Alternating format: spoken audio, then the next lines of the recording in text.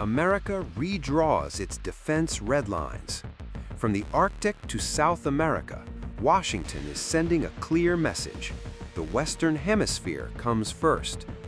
The U.S. Department of War has released its new National Defense Strategy, naming the protection of U.S. interests across the entire Western Hemisphere as its top priority. The department will therefore prioritize doing just that, including by defending America's interests throughout the Western Hemisphere, the document reads. According to the updated strategy, the U.S. will no longer cede access or influence over key terrain in the Western Hemisphere, from the Arctic all the way to South America. The document says, and I quote, "DOW will therefore provide the President with credible options to guarantee U.S. military and commercial access to key terrain from the Arctic to South America, especially Greenland, the Gulf of America, and the Panama Canal. We will ensure that the Monroe Doctrine is upheld in our time." The document also makes it clear America's focus is shifting. The U.S. plans to concentrate on defending its own territory and prioritizing the Indo-Pacific region, meaning reduced assistance to allies elsewhere. It states, and I quote, "As U.S. forces focus on homeland defense and the Indo-Pacific, our allies and partners elsewhere will take primary responsibility for their own defense, with critical but more limited support from American forces." The newly released U.S. defense strategy frames Russia's nuclear arsenal as the world's largest and insists the U.S. must have guaranteed access to Greenland, even as it claims the strategy is not a strategy of isolation. Russia is named as a persistent threat to NATO's eastern flank. The document also flags nuclear risks elsewhere. Iran may seek nuclear weapons by refusing to engage in meaningful negotiations. North Korea's nuclear forces are described as a direct threat to Washington. The strategy says this shift will allow President Trump to set the country on a course to sustain peace through strength for decades to come.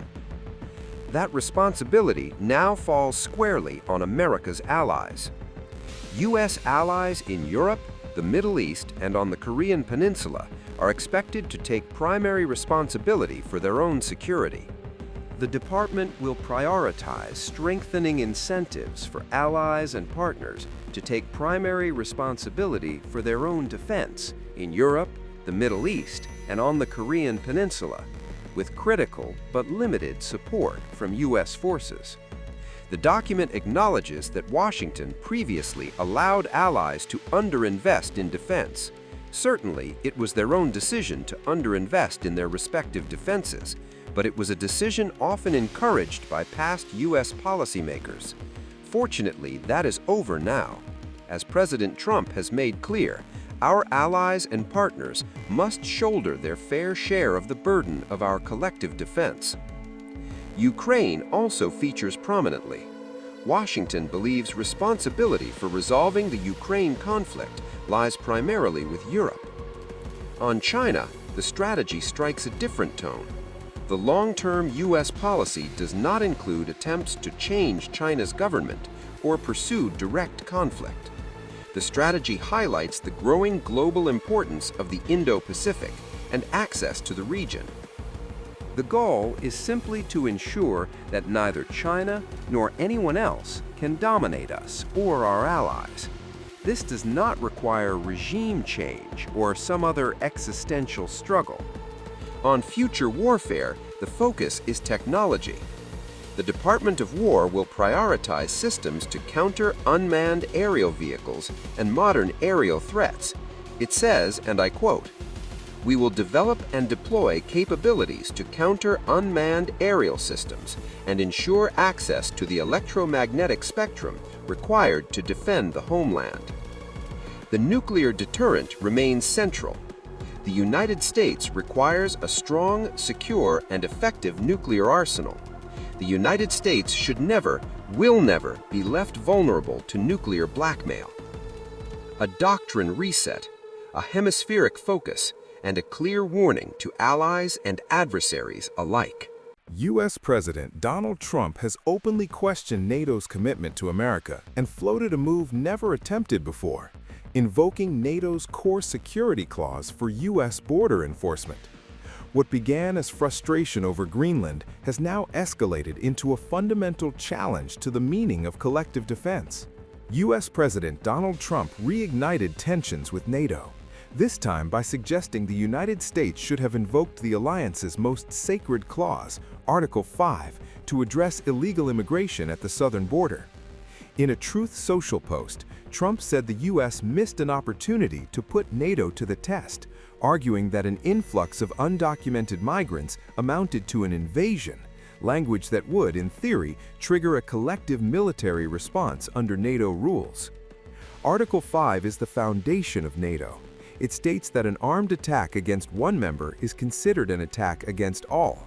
It has been formally invoked only once, after the September 11th attacks on the United States. Applying it to border enforcement would represent an unprecedented reinterpretation of collective defense.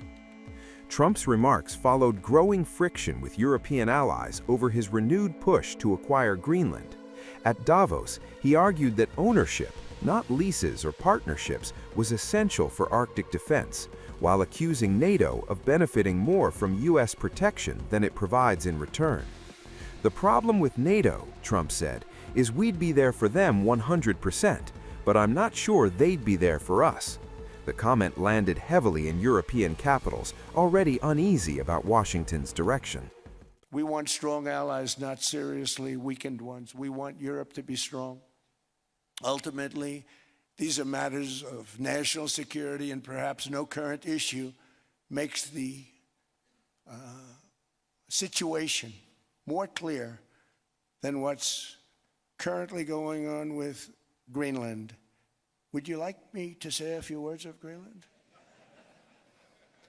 I was going to leave it out of the speech, but I think I would have been reviewed very negatively.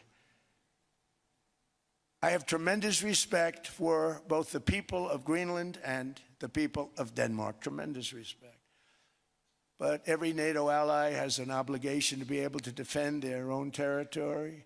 And the fact is, no nation or group of nations is in any position to be able to secure Greenland other than the United States. We're a great power, much greater than people even understand. I think they found that out 2 weeks ago in Venezuela. We saw this in World War II, when Denmark fell to Germany after just 6 hours of fighting and was totally unable to defend either itself or Greenland. So the United States was then compelled, we did it, we felt an obligation to do it, to send our own forces to hold the Greenland territory. And hold it we did, at great cost and expense. They didn't have a chance of getting on it, and they tried. Denmark knows that. We literally set up bases on Greenland for Denmark. We fought for Denmark. We weren't fighting for anyone else. We were fighting to save it for Denmark. Big, beautiful piece of ice. It's hard to call it land. It's a big piece of ice. But we saved Greenland and successfully prevented our enemies from gaining a foothold in our hemisphere. So we did it for ourselves also. And then after the war, which we won it big. Without us, right now you'd all be speaking German and a little Japanese, perhaps. After the war, we gave Greenland back to Denmark. How stupid were we to do that? But we did it. What happened? How did you manage to convince President Trump to U-turn on? Well, again, this issue did not come up anymore last night, and I think what we discussed is the goal. What do we want to achieve? And his vision, when he was Trump 45, again with Trump 47, clearly leading the way. He is the leader of the free world. If he is worried about something, hey, we'd better listen, because then he might have found something which is not good.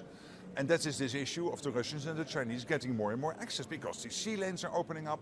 We know there are 7 Arctic countries in NATO. That's the US, because of Alaska, that's Canada, and then 5 in Europe. And the 8th one is Russia. and we don't want the Russians to get access to our part of the Arctic. Plus, we have China, which is not an Arctic country, but which is more and more active there in that region. So it's a sort of informal ninth Arctic member. And he was always clear on this. In my conversations with him, I think yesterday we focused on that aim, that goal. How can we prevent that from happening? And how can NATO collectively, under US leadership, as always, because the US is by far the biggest nation in NATO, how can we do this? I would say to my colleagues in NATO, let's focus on what we have to focus on. Two things are crucial now. One is to implement the decisions at the summit in The Hague. The spending going up, equalizing with the US, getting the defense industrial base going. By the way, this is also an issue in the US, and the president is working hard on this, really ramping up defense production and getting to the CEOs of the big defense industrial companies to do that. And thirdly, of course, focusing on Ukraine. And let's not drop the ball when it comes to Ukraine, because we are so busy with all this other stuff. And on Ukraine, we need to make sure that they have what they need in terms of military support to sustain in the fight. Again, the US supplying large parts of that, paid for by European and Canadian allies. So that we have to keep focusing on. Some people are describing you now as a Trump whisperer. Nobody, Trump doesn't need whisperers. He needs... But have you found a way and a strategy? No, Calling I don't. him Daddy, you spoke Why to would him I need to find a yesterday. way if he's doing the right stuff? When it comes to NATO, he's doing the right stuff. When it is coming to the Arctic, he is focusing us on the right issue. So why do I have to whisper to anybody? He doesn't need that. Sometimes you have your debates, of course, within the chamber, within the room, and with European allies I have those discussions. But in the end, this is the strength of NATO. We always pull together. Article 5 is ironclad. The US is totally committed to the organization. They had one big irritant, one big pebble in the shoe, Europeans not paying up. That we solved in the Hague.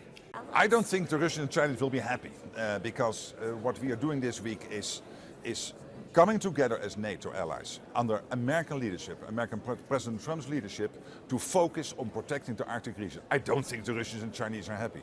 When you look at... But with the language Donald Trump was using against the Europeans, you don't think that they look at that and think a wedge is being created? In NATO, you always will have your discussions. But that's the great thing about NATO. It is an alliance of democracy. So you will have your discussions. But the Russians and the Chinese know that we are one for all and all for one, that Article 5 is ironclad. An attack on one is an attack on all. There is no doubt. Just hours after questioning NATO's reliability, Trump announced he had reached an initial framework for a Greenland-related deal involving NATO Secretary General Mark Rutte, potentially granting the U.S. expanded access to mineral rights in the Danish territory. Trump framed the outcome as a win for all NATO members. I think the trip was great. You had a lot of good response, even from the fake news. And I think Greenland's going very well. It's in negotiation.